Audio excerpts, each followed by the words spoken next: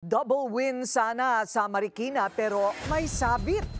Habang naproklama na si Maan Teodoro bilang mayor, on hold pa rin ang proklamasyon ng kanyang asawa na si Marcy. Alamin kung bakit sa agenda report ni Joash Malimban.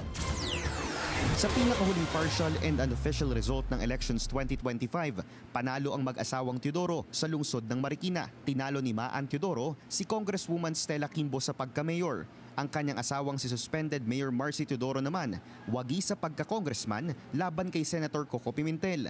Pero kung si Maan iprinoklama na sa City Board of Canvassers, tila nasa limbo pa rin ang pagkapanalo ni Marcy. Sa pinakahuling desisyon ng COMELEC kahapon, suspended ang proklamasyon ni Teodoro habang nakabinbin ang kanyang disqualification case. December noong nakaraang taon kasi nang magdesisyon ng COMELEC First Division na ikansela ang Certificate of Candidacy ni Teodoro dahil sa issue ng residency. December din nang maghain siya ng isang motion for reconsideration. At dahil wala pang pinal na desisyon ang COMELEC Anbank ukol dito, nagpa siya silang isuspindi muna ang proklamasyon ni Teodoro. Sinubukan ng Billionaire News Channel na kunin ang pahayag ni Teodoro pero wala pa itong tugon sa ngayon. Ganito rin ang sitwasyon ng kontrobersyal na si Isabela Vice Mayoral candidate Harold Respicio.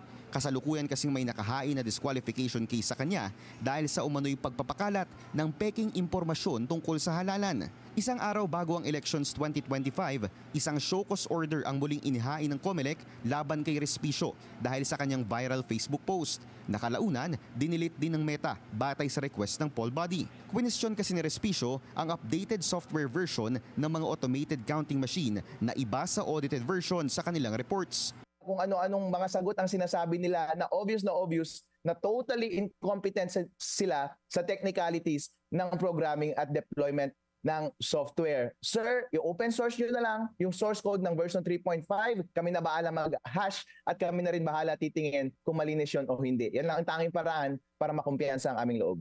Pauna nang sinagot ito ng COMELEC at sinabing fake news daw ito. Paliwanag ng COMELEC, final audited version na raw kasi ang nakalagay sa mga ACM kaya ito nag-update ng version. Buwelta ni Respicio, walang sapat na grounds ang COMELEC sa pagsususpinde ng kanyang proklamasyon at masama lamang daw ang loob ng ahensya laban sa kanya.